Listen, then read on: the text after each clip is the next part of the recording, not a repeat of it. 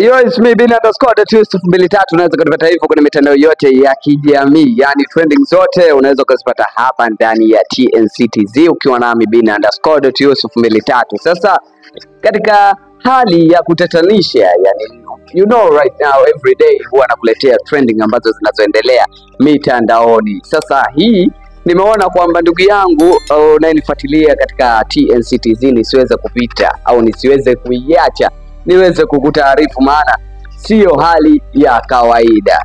Kijana mwenye umri wa miaka 18 katika jimbo la Anambra, Nigeria, anaripotiwa kuwapa mimba wasichana 10 ndani ya kipindi cha miezi mitano, akiwemo binti wa bosi wake na mfanyakazi wa dukani.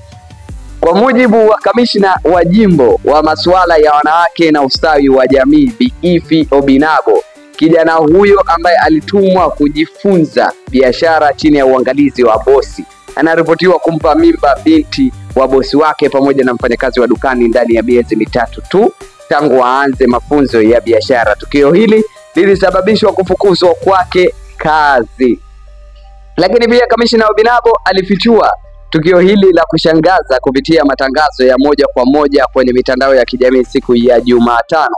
Alisema hali hiyo ilizidi kuwa mbaya baada ya kijana huyo kurudi kijijini kwao. Ninahitaji ushauri kutoka kwa umma kwa sababu hili limenishinda.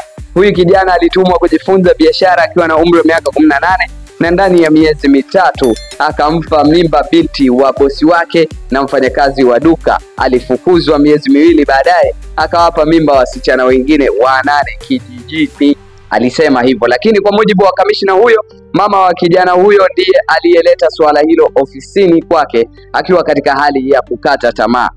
Kila ninapoona msichana akielekea nyumbani kwetu siku hizi moyo wangu huruka. Tafadhali nahitaji msaada, mama wa kijana huyo alieleza kwa kamishna Obinabo. Mwamba huyu hapa ameweza kutia mimba wasichana mabinti, tunaongelea hapa mabinti 10 ndani ya miezi mitano tu. Bwana wewe kijana rijali right now unaweza kufanya kitu kama hichi chapu kwa Mwamba? Sijaelewa formula yake ni ipi, yani sijaelewa mpaka sasa hivi anachokihitaji ni kipi. Maana ameweza kutia mimba wa mwanzo au he don't use kinga, kwa sababu he is not a normal situation kwamba yani kwamba akilala tu na mwanamke tayari kamtia mimba, kwa sababu mabinti 10 wote wana mimba yake mtu mmoja, watoto 10 ambao wanaenda kuzaliwa kwa mpigo wakiwa na baba mmoja.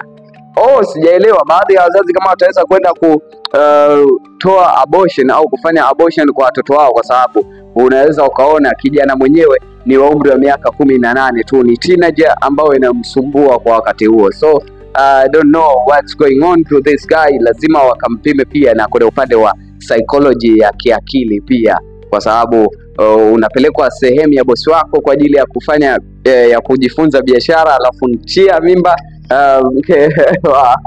mtoto wa bosi, unatia mimba pamoja na mfanyakazi. So unaweza ukaona kitu kama hicho is not a normal situation. Ulikuwa nami bin_Yusuf. Unaweza ukatudondoshea comment yako hapo chini, utuelezee kwa upande wako wewe unachukuliaje hii formula, na inge happen kwa upande wako wewe unahisi ingekuaje? Ulikuwa nami bin_Yusuf23. Usahau kusubscribe kwenye YouTube channel yetu ya TNCTZ, maana kusubscribe utaweza kujipatia trending zote zinazoendelea mitandaoni. See you until the next time.